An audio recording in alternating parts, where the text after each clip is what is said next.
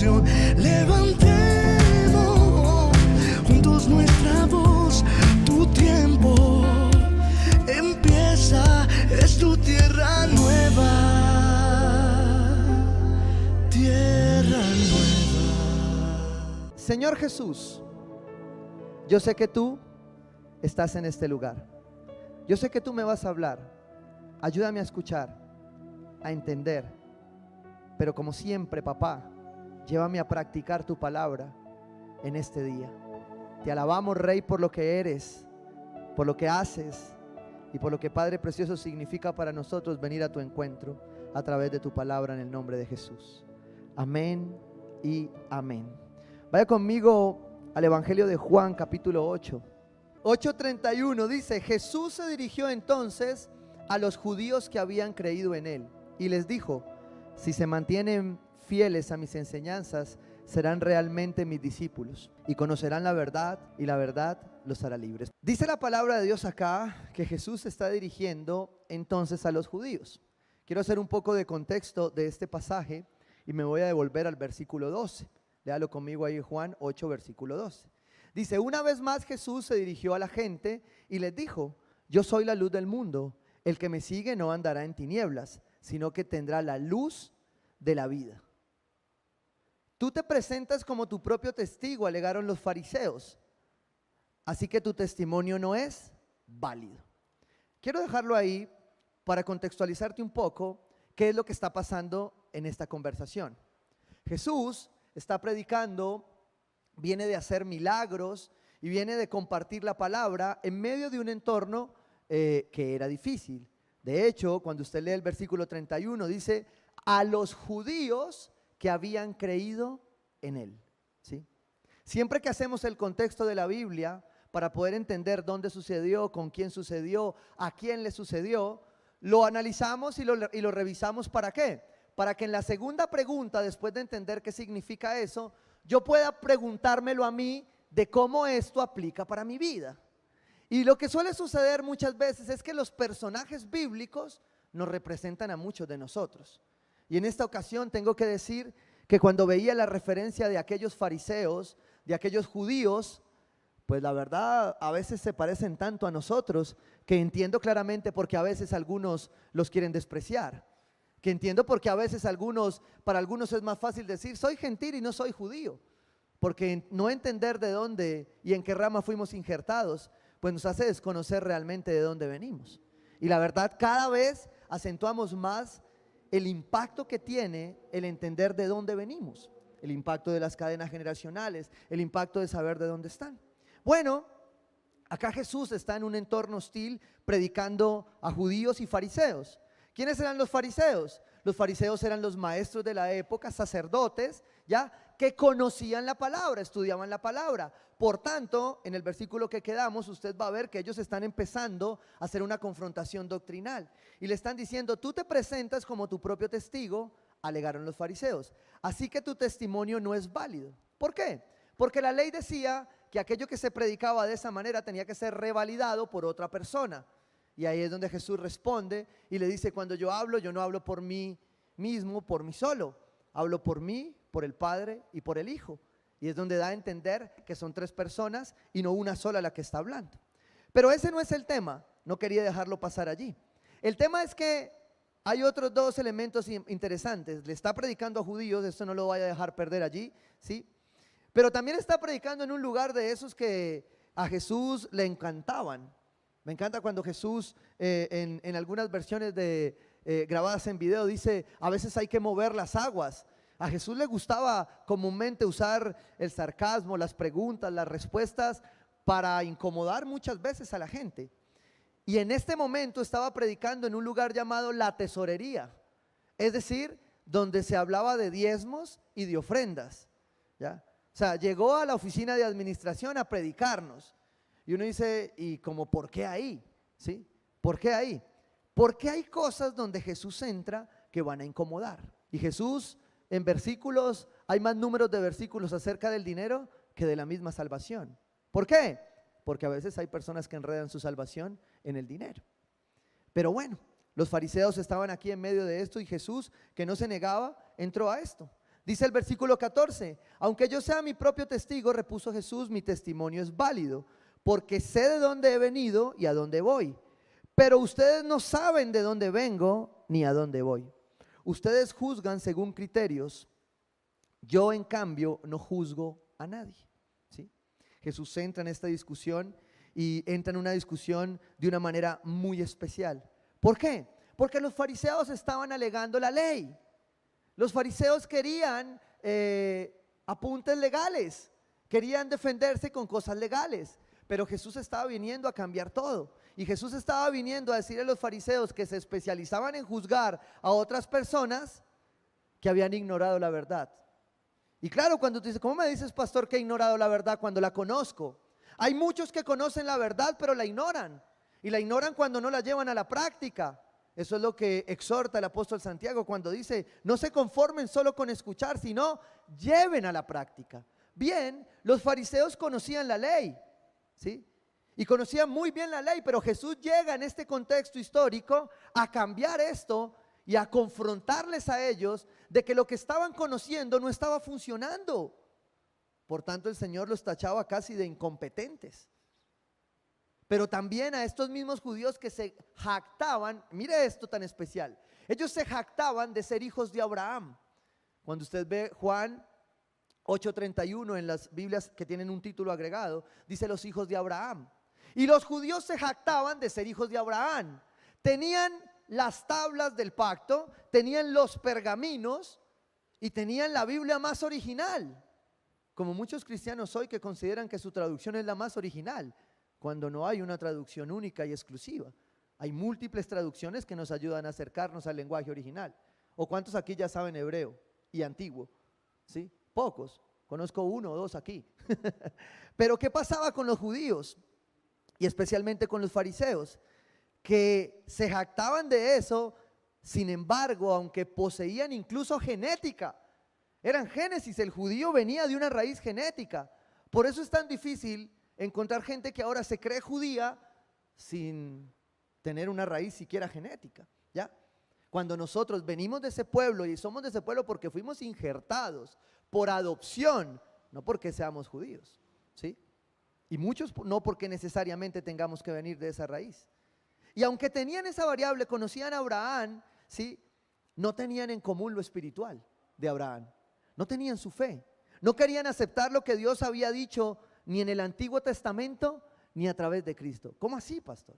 Pero si ellos defendían la ley, ellos hacían que la ley se cumpliera, sí, pero habían perdido el rumbo, porque estaban peleando cosas legales y ya no espirituales. Y Jesús estaba viniendo a confrontar ahora la verdad.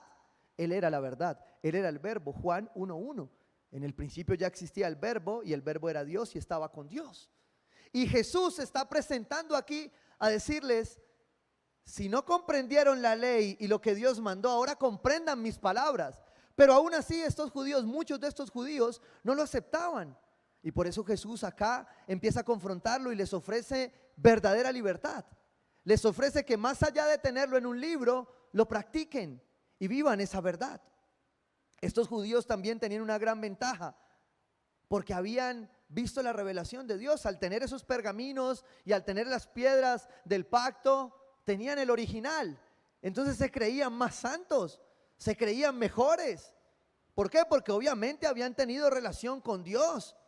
O sea, eran como aquellos judíos locales que dicen, es que usted no sabe quién soy yo. ¿Sí? ¿Conoce a alguno? Mire el que tiene al lado, espero que no sea usted. ¿Ya? ¿Por qué? Porque a veces los cristianos nos comportamos así. Ah, no, es que yo soy cristiano.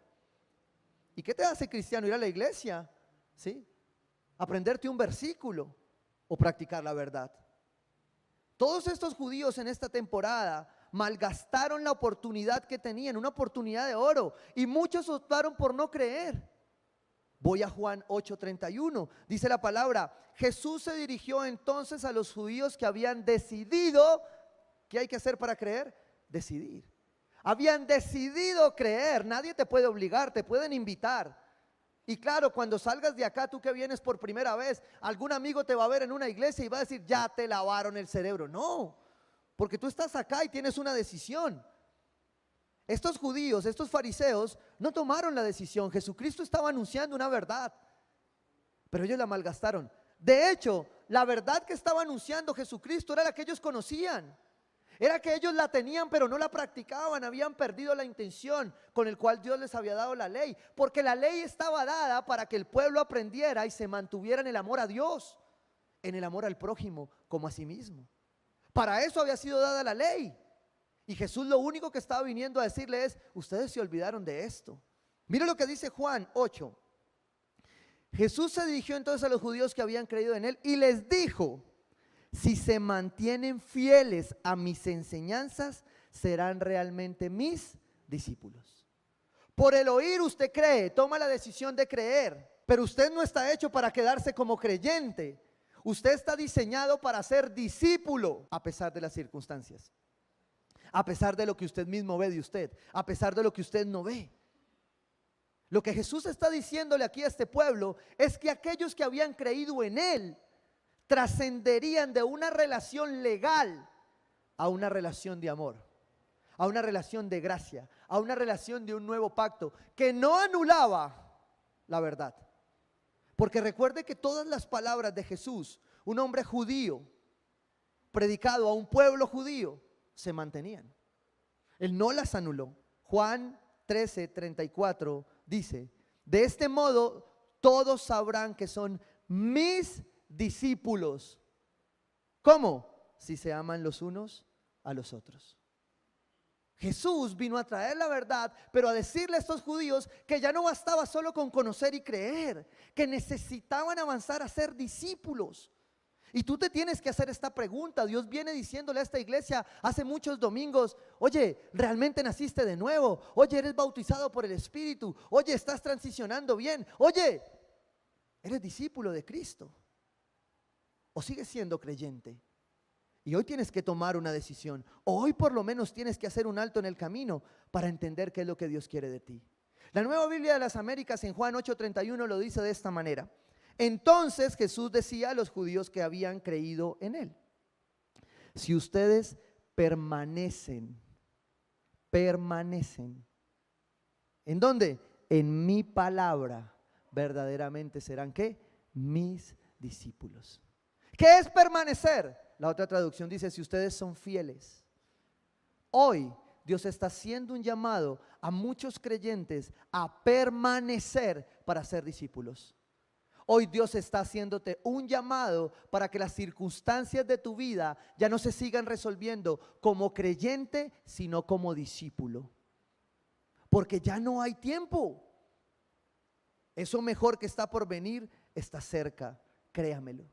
El costo para los judíos no era seguir algo nuevo. No era, Jesús no vino a decirles: venga que les tengo una nueva maravilla. Y me encanta lo que dice Neil Anderson, porque Neil Anderson dice: si es verdad, no es nuevo. Porque si es nuevo, no es verdad. Porque Él ya todo lo reveló. Ya la revelación está dada. Lo que sí pueden haber es formas en las que entendemos. O puede haber libertad de la esclavitud con la que estamos entendiendo. Déjenme se lo explico. Los judíos, ¿sí?, estaban siendo llamados a permanecer en la palabra. ¿Cuál palabra? La palabra de Dios. Era una nueva. Jesús trajo unos nuevos versículos. No, era la misma, pero Jesús la estaba descontaminando de la intención. Una de ellas, la mejor de ellas, es acerca del Shabbat. Jesús no viene a anular el Shabbat. Jesús viene a decirles: oye, la intención del Shabbat se perdió. Los cristianos protestantes evangélicos como nosotros creemos que el domingo es el día del Señor. Creemos que el domingo es día del Shabbat. ¿Por qué? Porque es el día de reposo, porque es el día que entregamos al Señor. Pero sabemos que nosotros no fuimos creados para este día fue creado para nosotros. ¿Por qué? Por lo que Jesús hizo intencionalmente al descontaminar la ley. Pero el principio del reposo se mantiene. Si usted no reposa, déjeme decírselo, se muere. Si usted no reposa, no avanza. Si usted no reposa, ¿sabe qué pasa? A mí me encantan las estadísticas de incapacidad. Yo digo, todo esto necesita reposo. Pastor, me incapacitaron, reposo. Mi esposa dice: sí, pero pues es que está mal. Yo: sí, pero ¿yo qué hago si uno ya sabe que Dios usa el apéndice para poner una semana a descansar? ¿Por qué? Porque Él no para. porque se cree Dios, porque él cree que si él no se mueve, el mundo no gira, porque hay personas que son así. Y nosotros debemos discipular enseñándole a las personas que discipulamos, pero especialmente a nuestros hijos, que el mundo sigue girando sin ellos. Porque si no, ¿qué creamos? Idolatría. Creamos personas que no permanecen. Entonces las mueve cualquier cosa, porque el creyente no permanece. Escuche lo que decía Jesús. Algunos judíos les predicaron y no creyeron. Otros creyeron. Pero de los que creyeron, algunos en el camino dejaron de creer. Jesús tenía como intención ir a la ley no para anularla. Mateo 5:17 dice: no piensen que he venido a anular la ley o los profetas. No he venido a anularlos, sino a darles ¿qué? Cumplimiento. He venido a que la intención de Dios desde el Génesis, desde el Edén, se cumpla. Y es que el hombre viva en una plena relación personal e íntima con Dios y sea guiado por el Espíritu Santo. Jesús tenía una intención clara. Y por eso creo, exhorta en Mateo 28:19 la gran comisión y le dice: por tanto, vayan, acción, y hagan ¿qué? Discípulos. La iglesia no está llamada a ser creyentes. Nosotros no estamos acá para que esto se llene en número. Estamos acá para ayudarte a ser un verdadero discípulo de Cristo, no un discípulo de Tierra Nueva. Amamos el sentido de pertenencia, nos encanta pertenecer y tener una iglesia y tener un ministerio. Pero tú y yo vinimos acá a ser discípulos de Cristo, no discípulos de Germán, ni de Lina. Por tanto, vayan y hagan discípulos de todas las naciones, bautizándolos en el nombre del Padre, del Hijo y del Espíritu Santo, y enseñándoles ¿a qué? A obedecer. ¿Por qué? Porque muchas veces se confunde la gracia con desobediencia. Y yo te voy a decir una cosa: la gracia no anula la desobediencia. Entre más gracia, más obediencia, porque tú entiendes la gracia. ¿Por qué? Porque ya sabes que la ley que está dada para obedecerse, se obedece por gracia. Se obedece porque tú lo entendiste, no porque alguien te lo pide. Hay algo con lo que siempre les he comentado: batallamos con el liderazgo, con la formación. Y yo creo que pueden haber personas acá que pueden estar diciendo: no, pues a mí como no me volvieron a decir nada. En esta iglesia vas a tener un problema. Estamos dispuestos a amarte, estamos dispuestos a acompañarte, pero no estamos dispuestos a hacer lo que a ti te corresponde hacer. Estamos dispuestos a ir contigo para sacarte del pozo y del hueco, pero lo que no estamos dispuestos es a hacer el trabajo que Dios quiere que tú hagas. Y la ecuación de Dios de la gracia involucró al hombre, porque si no, Él lo hace todo. Entonces hay cosas que tú estás haciendo en las que necesitas permanecer, pero necesitas obedecer. Diga conmigo: permanecer es obedecer. Y obedecer significa ser discípulos, porque el discípulo obedece. El creyente a veces sí y a veces no. El discípulo, su sí es un sí y su no es un no. Para el discípulo servir es servir. Para el creyente servir es cuando yo pueda. Y tú tienes que definir si eres creyente o discípulo, si verdaderamente le sirves a Dios o no le sirves a Dios. Y valga la pena la aclaración, y eso lo he repetido muchas veces: no te estoy hablando de quienes solo estamos acá, porque donde tú estás, a donde has sido llamado, le sirves al Señor. Pero le sirves allá como discípulo o como creyente. ¿Cómo lo vas a seguir haciendo? ¿Qué dicen las redes sociales de ti? ¿Que eres un discípulo o eres un creyente? Porque tú ya no estás para ser creyente en las redes sociales. Otros te siguen. ¿Sabes cada like que te dan para qué es? Es porque te están siguiendo a alguien. Y la pregunta es: cuando te dan like, ¿te siguen por discípulo o por creyente? Cuando pasas entonces de creyente a discípulo, empiezas a tener claras tres cosas. La primera cosa que pasa cuando tú transicionas, como lo decíamos hace 8 días, de creyente a discípulo, es que tú aprendes a entender que ya permaneces en Él. Diga: permanezco en Él. Hay un dato estadístico muy especial que la Biblia nos deja ver, y es que posterior a la resurrección, dice la palabra, que por lo menos 500 personas vieron al Jesús resucitado. 500 personas, escúchame esto. Querría decir entonces esto, que al llegar Pentecostés, ¿cuántas personas debían haber? 500 que lo vieron. Pero a Pentecostés llegaron 120, no 500. ¿Sabes por qué? Porque siempre hay creyentes que nunca transicionan a discípulos. Siempre hay creyentes que se quedan como creyentes y no ungen como discípulos. De esos 500 pasaron 120, aproximadamente el 24%. Es la estadística bíblica, ¿sí? Los numerólogos podrían decir que hay algo mucho más especial allí. Es posible, pero creo que por ahora el dato ya es suficiente. Si nosotros acá somos aproximadamente 120 personas, quiere decir que de estos 120, el 25% son discípulos. Y el resto son creyentes. Y yo quiero que tú te preguntes en qué parte estás, porque muchos no permanecieron. Hechos 10:39 dice: pero nosotros no somos de los que se vuelven y atrás y acaban por perderse, sino de los que tienen fe y preservan su vida. El discípulo se cae, el discípulo se cansa, el discípulo se agota, pero el discípulo no vuelve atrás. El creyente sí. El creyente depende del clima para ir a la iglesia. El creyente depende de la distancia para congregarse. Juan 15, del 5 al 8, dice: yo soy la vid, ¿ustedes son qué? Las ramas. El que permanece en mí. Cuando usted es un discípulo, usted permanece en él. Pero pastor, y en este momento que yo estoy tan distanciado, tan alejado por esta circunstancia, yo sé que usted es un discípulo y que la circunstancia lo ha golpeado y lo tiene alejado, pero usted es un discípulo y usted tiene que permanecer en él. Escuche lo que dice ahí: el que permanece en mí, como yo en él. Cuando usted permanece, él permanece. Mire, ¿sabe algo? Dios no se ha movido. Usted siente que se le perdió por la circunstancia. Él no se ha movido, Él está ahí, búsquelo. Pero cuando usted se queda como creyente, usted está esperando que alguien venga y se lo traiga.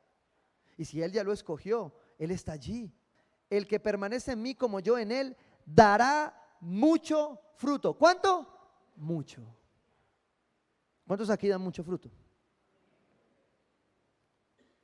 Y esto es un examen para usted hoy. ¿Usted está dando mucho fruto o poco fruto? ¿O usted cosecha mucho, siembra mucho y cosecha poco? Porque el discípulo, dice la palabra de Dios, da mucho fruto. Eso es lo que está diciendo Juan acá, que el que permanece en él, como Dios en él, da mucho fruto. Pareciera importante el fruto para la vida del discípulo. Pareciera importante el fruto para dar muestras de transformación. No te vas a confundir que yo te esté hablando de un fruto material. El fruto del que Dios habla acá es un fruto más espiritual, porque precisamente fue lo que Jesús vino a confrontar. A que ya no era por la ley, a que ahora ya esto se trata de lo que hay en mi corazón. Y la pregunta es: ¿qué tanto fruto está dando tu corazón? ¿Sí? Se lo voy a poner en este ejemplo cortico, en una ilustración cortica. Usted es de lo que cuando martilla se machuca el dedo y ¿qué sale de fruto? Aleluya, ¿sí o no? Se martilla, aleluya, ¿sí o no? ¿Sí? O Hewlett Packard, ¿qué sale primero? ¿Sí? ¿Por qué? Porque ya es tiempo que como discípulo se te note el fruto. ¿Sí? Usted es de los que llega al retén y dice: ay, es que no tengo nada. Y ahora que está de moda y le responde, dice: pero tengo Neki. Bueno. ¿Cuál es tu fruto? ¿Sí? Usted, ¿de cuál es el fruto que estás hablando hoy? ¿De cuál es el mucho fruto que Dios te está hablando? ¿Por qué? Porque dice que los que permanecen en Él, ¿sí?, como Él en los que permanecen, dan mucho fruto. Separados de mí, no pueden ustedes hacer nada. Mire lo que dice la palabra de Dios ahí en el versículo 6. El que no permanece en mí es desechado. ¿Y qué? Y se seca. Pastor, esas palabras son muy fuertes para el domingo. Es la Biblia, no puedo quitarla. La palabra dice que el que no permanece, que el que no es discípulo, es desechado. ¡Wow! ¡Qué fuerte! Ahora, Él lo hace, los hombres no. Pero cuando tú dejas de permanecer, vas a ver que te vas a empezar como las ramas a secar, como las ramas que se recogen, se arrojan al fuego y se queman. Cuando usted no pasa de creyente a discípulo, usted termina quemándose. Espero que usted sea de los discípulos y no de los creyentes. Porque es triste ver cómo la iglesia hoy tal vez no realmente estamos creciendo en número. Estamos redistribuyéndonos, reevangelizando, ¿sí? Y haciendo pocos creyentes. ¿Por qué? Porque no queremos pasar de creyentes a discípulos. Y tú pasaste de un lugar a otro como creyente, pero vas a llegar acá a seguir siendo creyente. Yo tengo que advertirte hoy que a este lugar no viniste a ser creyente, viniste a ser discípulo. Y si no lo has entendido, este no es tu lugar, porque necesitas ser discípulo. Es una demanda. Yo no quiero aquí gente quemada, desechada y seca. Muchos llegamos acá medio tostados, desechados y secos. Y Dios acá ha humectado. Dios acá nos ha injertado a la vid verdadera. Nos ha levantado y nos ha llevado a dar fruto. Mucho fruto. Y me enamora ver el fruto, porque es testimonio de los discípulos de Dios. Mal haríamos de en que yo como cabeza prosperara y me fuera bien y a la iglesia no le fuera bien. Algo está mal. ¿Por qué? Porque si tú como yo somos discípulos, tú deberías dar mucho fruto. Pero solo tú sabes delante de Dios qué es lo que necesitas levantar. Dios no cambia su promesa, Dios es fiel. En la gran comisión ahí en Mateo 28:20 dice: enseñándoles a obedecer todo lo que les he mandado a ustedes. Y la promesa dice: y les aseguro que estaré con ustedes siempre hasta el fin del mundo. Los discípulos que permanecen saben que Dios está allí a pesar de la tribulación, a pesar de la persecución, a pesar de lo que el enemigo quiere venir a robar, a pesar de que quiere venir a matar, a destruir. Dios está allí. Versículo 7: si permanecen en mí y mis palabras permanecen ¿en dónde? En ustedes. En ustedes y en ustedes. Si usted permanece en Él, si usted haya decidido permanecer como discípulo, entonces la palabra permanece en usted. Por eso es que no hay otra forma de evidenciar que somos discípulos. Por eso es que aquí cuando oramos decimos: Señor, y llévala a la práctica, porque no podemos seguir siendo más cristianos que no practicamos. La verdad, a mí me molesta cuando alguien se enoja conmigo y me dice: usted predica pero no aplica. A mí como que me saca la piedra. Pero tiene razón, por algo me lo está diciendo en muchas ocasiones. Hay otros que no tienen más que decir, pero usted y yo deberíamos reaccionar frente a lo que practicamos. Porque esta nación no necesita creyentes, esta nación necesita discípulos. Esta nación necesita colocar en lugares. Hemos visto muchos creyentes cristianos que han ido a lugares privilegiados. Y como los judíos perdieron la oportunidad. Y por eso tú y yo necesitamos orar por discípulos que se pongan en los lugares que Dios va a poner. Y que obren como José o como Daniel, siendo discípulos de Dios. Primer característica entonces, permanezco en Él. Segunda, diga conozco. Conozco la verdad. Juan 8:32 dice: y conocerán la verdad y la verdad los hará ¿qué? Libres. Un discípulo, una señal de un discípulo, una muestra de un discípulo es que conoce la verdad. ¿Sí? Es que aprende la verdad, es que memoriza la verdad.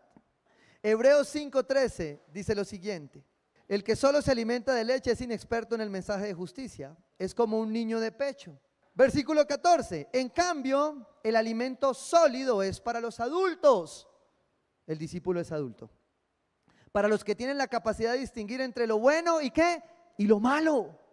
Tú eres un discípulo de Cristo, tú ya tienes que saber qué es lo bueno y qué es lo malo. Tú no puedes dudar ahora con estas falsas enseñanzas de si eso es bueno, regular o malo. Ay, no, es que yo me pongo en un término medio. Los tibios serán vomitados. Usted y yo nos ponemos en un punto. Y usted como discípulo, dice la palabra, que tiene que conocer la verdad y la verdad lo va a hacer libre. El pueblo es esclavo cuando no conoce la verdad. El pueblo es esclavo cuando se come todos los cuentos que le dicen. Pregunte un poquito más. Busque un poquito más. Yo siempre le digo a los tíos, a los abuelos: y abuelo, no crea en eso. Pero mi hijo, es que me quiero hacer remedio, lo mandaron. Y yo miro el mensaje y dice: reenviado múltiple cantidad de veces. Huya de un mensaje de esos y vaya a la verdad. Vaya a la verdad, confróntela. Mire lo que dice Hebreos, para los que tienen la capacidad de distinguir entre lo bueno y lo malo, pues han ejercitado, cada día lo practican, su facultad de percepción espiritual. Salomón decía en Eclesiastés que Dios nos ha dado el discernimiento, el entendimiento del tiempo.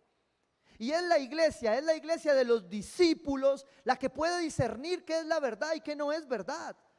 La que puede pararse con amor a decirte, mira, eso no es verdad. La Biblia dice esto. Y no tengo que pelear contigo para decírtelo, pero esa es la verdad. Ah, ¿estás dispuesto a morir por esa verdad? Sí.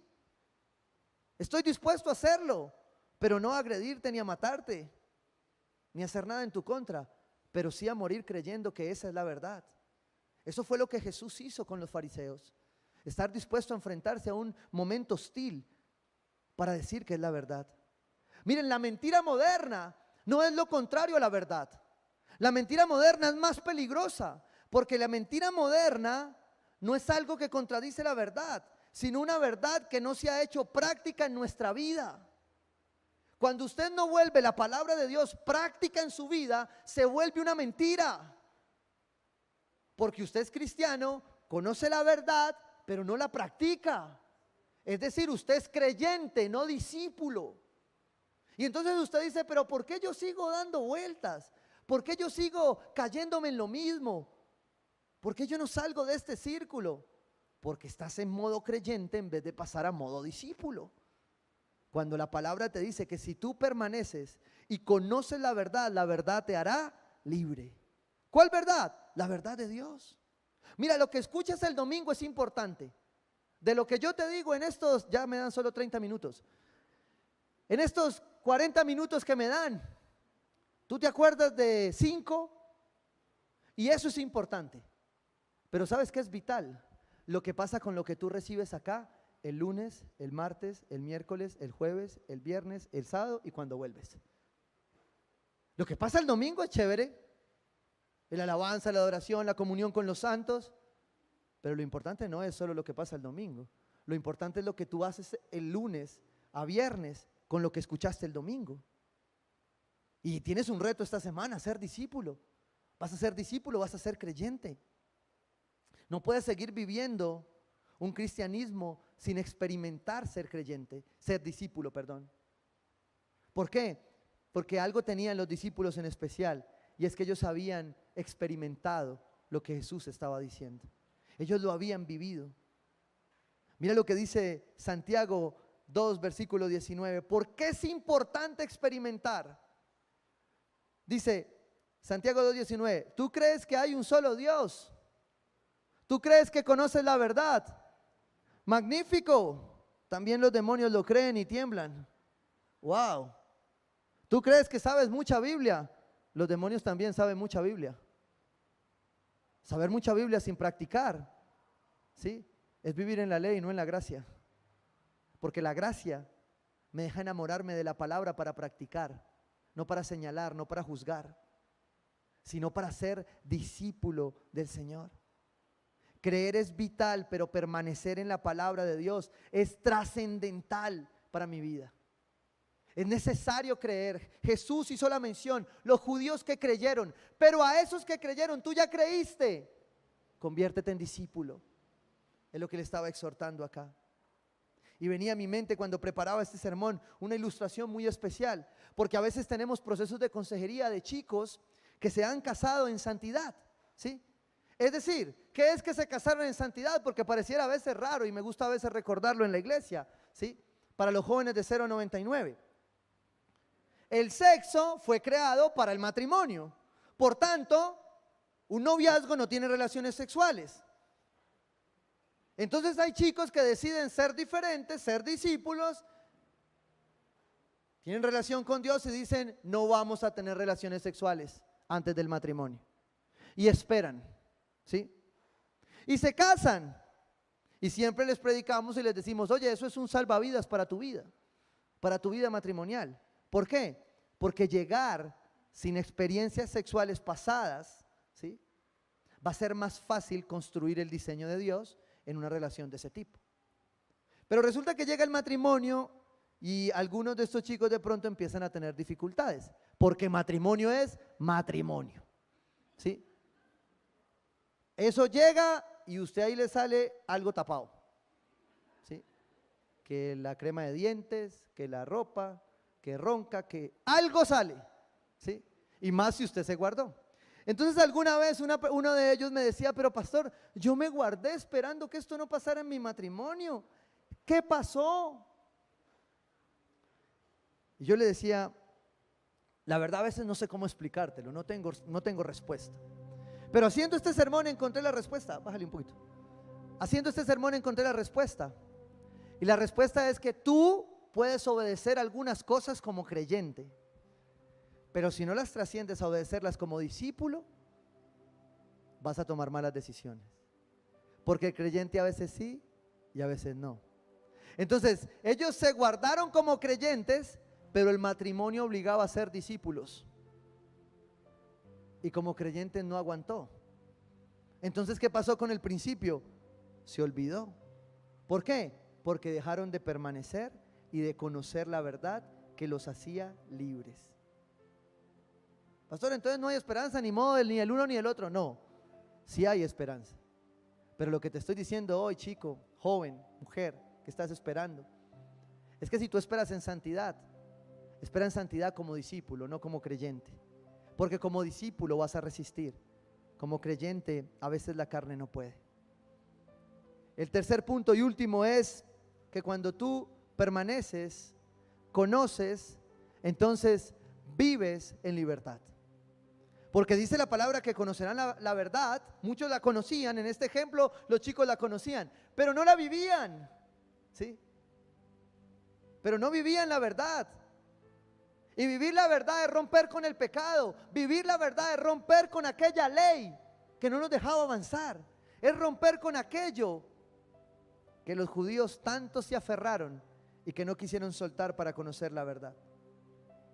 Y este creo que es uno de mis pasajes preferidos, que es el libro de la carta de Gálatas. Gálatas 5:1 dice: Cristo nos libertó, ¿para qué? Para que vivamos en libertad. Como creyentes intentamos vivir, como discípulos vivimos en libertad. Porque cuando tú sabes qué es libertad, cuando tú vives en libertad, entonces tú afrontas las circunstancias, las dificultades como libre, no como esclavo. Y como libre, tú las afrontas en obediencia. Mira lo que dice Juan 8:34. Ciertamente les aseguro que todo el que peca es esclavo ¿de qué? Del pecado.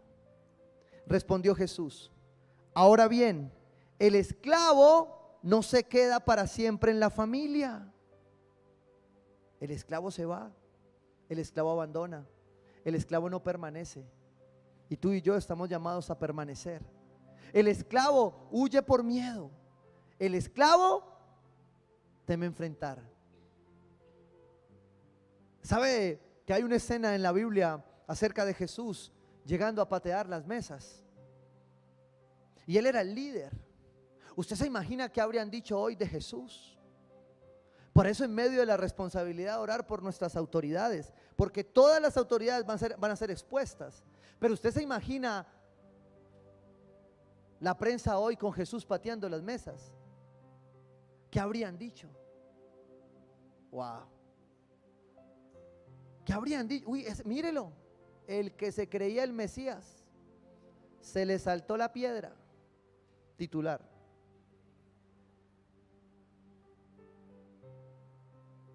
Escuche esto. Ahora bien, el esclavo no se queda para siempre en la familia, pero el hijo sí se queda en ella para siempre. Jesús está haciendo una aclaración de quienes permanecen. La otra diferencia entre el creyente y el discípulo es que el discípulo es libre para ser un verdadero hijo de Dios.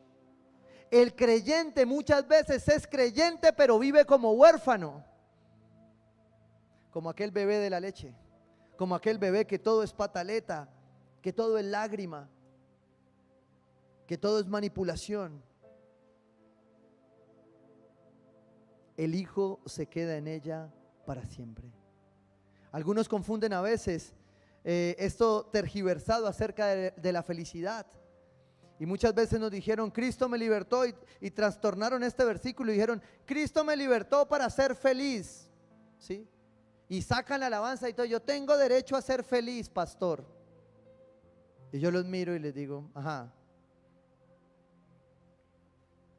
no, Cristo te libertó para que vivas en libertad.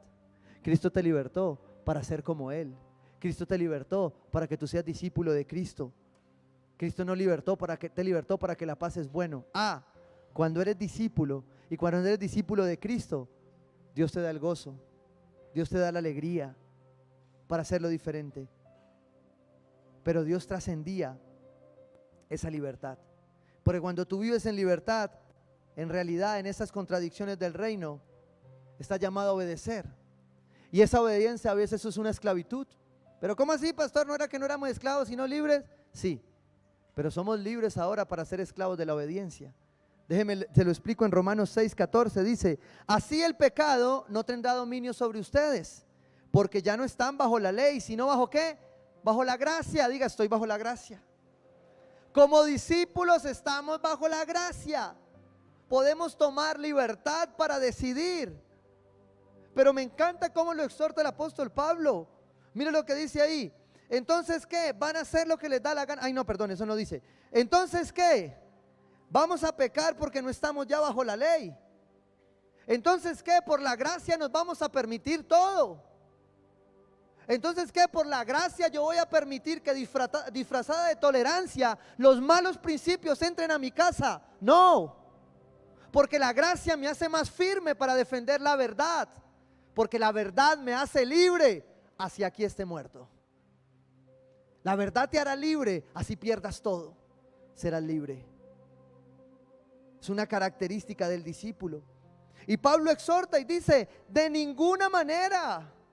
¿Acaso no saben ustedes que cuando se entregan a alguien para obedecerlo, son esclavos de aquel a quien obedecen? Es de Jesús hoy quien somos esclavos para libertad. Pero esta esclavitud ya no es un yugo. Él mismo lo dice, carguen mi yugo, que mi yugo es liviano. Ya no es una cadena, es un eslabón que te habla de propósito, de futuro, de orden. Pero aún así, estamos llamados a obedecer su palabra. Esta fue la intención con los judíos. La intención con los judíos era decirles, oigan, la palabra es la verdad, pero la están aplicando mal.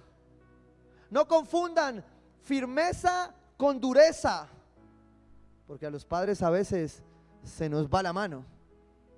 A veces oramos por nuestros hijos, lo aprendía con un amigo esta semana, y a veces oramos por nuestros hijos diciéndole, Señor, libra a nuestros hijos de todo mal. Y si bien Jesús ora, enseña a sus discípulos a orar en el Padre Nuestro, líbranos del mal, amén, ¿no? Y líbranos del mal. Cuando tú reflexionas un poco y te paras y dices, Señor, libra a mis hijos del mal, y tú te preguntas, ¿cuál mal? Si los hijos están más cerca a ti que a otro, de tu mal será. Wow.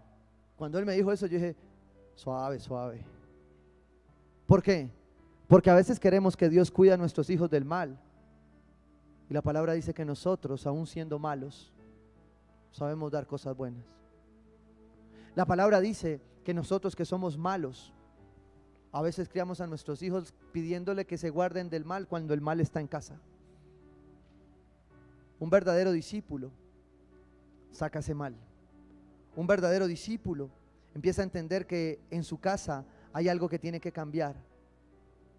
¿Acaso no saben ustedes que cuando se entregan a alguien para obedecerlo son esclavos de aquel a quien obedecen? Claro que lo son. Ya sea del pecado que lleva a la muerte o de la obediencia que lleva ¿a qué? A la justicia. Porque siempre permanecer me va a llevar a obedecer, y siempre obedecer me va a llevar a la verdad, y siempre la verdad me va a llevar a libertad. Siempre, siempre. Siempre Dios necesita de discípulos. Dios necesita que esta iglesia pase de una vez por todas a alimentarse de alimento sólido, de la palabra. Necesita que seamos liberados de la esclavitud del pecado para que podamos vivir la libertad de su gracia, para que podamos entender que Él sí firmó algo nuevo, que cambiaba la intención de nuestro corazón, para que nuestras circunstancias cambiaran. Tú no puedes seguir esperando a que papá y mamá te digan. Tú no puedes seguir esperando a que el pastor te diga. Hay algo que me encanta en consejería siempre recordar, y es decirle a las personas: yo no soy quien toma las decisiones. Yo te abro un panorama, ¿sí? Te aconsejo, te doy principios bíblicos. En lo único que sí te voy a decir que no lo hagas es cuando pecas o estás pecando. Te voy a decir: lo que estás haciendo se llama pecado, y tengo que decirte: déjalo. Pero referente a tus decisiones, jamás un consejero en esta iglesia te va a decir qué hacer, porque el que toma las decisiones aquí eres tú con el Espíritu Santo. Si un consejero lo hace, está ocupando el lugar del Espíritu Santo, y aquí solemos no ocuparlo. ¿Por qué? Porque tú también lo tienes. Me interesa que lo tengas. ¿Por qué? Porque eres discípulo, y como discípulo debes ser guiado por Él. Y por eso no se trató de nosotros, se trató de Él. Cuando tú pasas de creyente a discípulo, entonces puedes entender que la obediencia hace parte de ser discípulo. Juan 14, 15 al 17 dice: si ustedes me aman, ¿cuántos aquí aman a Dios? Bueno, obedecerán mis mandamientos. Pero ¿cómo obedeces algo que no conoces? Muchos han obedecido palabras de hombres. ¿Por qué? Porque no se acercaron a leer, porque no se acercaron a conocer. Y es la palabra de Dios, la verdad, la que te hace libre. Aquí venimos a aprenderla, a intentar en estos minutos recibirla. Pero si tú te quedas con esto únicamente, va a ser insuficiente. Por eso hay cosas adicionales para que tú crezcas, para que aprendas a obedecer, que es el llamado para el discípulo. Dice: y yo le pediré al Padre y les dará otro para que los acompañe siempre. Y mira lo que dice la palabra hermosa: el Espíritu de verdad, a quien el mundo no puede aceptar porque no lo ve ni lo conoce. Si tú en este momento en tu mente está viniendo un pensamiento que dices: perdí la avenida hoy, yo te voy a decir: decídete primero a creer, porque es posible que algunos creyentes lo estén entendiendo y ahora mismo estén siendo discípulos. Pero hay algunos discípulos acá que están tomando una decisión de reavivar el fuego a través de esta palabra. El Espíritu de verdad, a quien el mundo no puede aceptar porque no lo ve ni lo conoce, pero ustedes sí lo conocen, porque vive con ustedes y estará en ustedes, porque ustedes permanecen, porque ustedes han estado allí conociendo la verdad y viviendo la verdad. Cuando tú puedes decir hoy: yo permanezco, yo conozco y yo vivo, entonces tú puedes decir: yo soy un discípulo del reino, yo soy un discípulo de Jesús. Estoy en formación, claro, hasta que Él venga, pero soy un discípulo, porque tengo el Espíritu de la verdad, y ese Espíritu de verdad me hace libre para afrontar lo que yo tenga que afrontar. Y concluyo con esto. Habían 3 formas de identificar a los discípulos. Te las leía ahí en el mensaje, tú las vas a conectar. Dice la palabra que la primera consecuencia del mundo que no ve el Espíritu de verdad, que lo va a ver en ti, es que muchos sabrán, de saber, que a través de eso sabrán que son discípulos de Dios, cuando nosotros nos amamos los unos a los otros. Cuando tú y yo nos amamos, cuando tú y yo nos perdonamos, la gente sabe que tú y yo somos discípulos.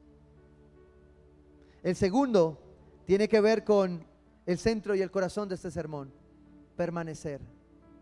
Y tiene que ver con lo que seremos, porque ya sabemos, ahora dice seremos, porque dice que aquellos que permanecen en Él y en su palabra serán sus discípulos. Sabrán y serán. Y por último, verán. Se los he dicho muchas veces. Hay muchas cosas que nadie va a ver porque el único que conoce el corazón es Dios. Él es el único que puede entrar a hurgarlo, como dice el salmista, como dice David en el Salmo 51, con hisopo hasta el fondo. Pero ¿sabes qué verán muchos de ti para saber que eres un discípulo? El fruto. Porque dice que los discípulos darán mucho fruto. Mucho fruto de ese espíritu, el espíritu de verdad. El espíritu que nos lleva a dar testimonio de una verdadera experiencia. ¿Quieres cambiar tu vida? ¿Quieres transformar tu vida? Bueno, empieza hoy a trabajar para no ser más un creyente. Empieza a ser un discípulo. Empieza a colocar tus circunstancias para ser resueltas como discípulo y no como creyente. Para ser resueltas en principios y no en emociones. Eso es lo que la palabra de Dios estaba exhortando hoy cuando hacía un llamado a permanecer. Cuando te estaba diciendo que permanecer es obedecer. Y hay cosas que Dios ya te ha dicho que tienes que obedecer. Amén.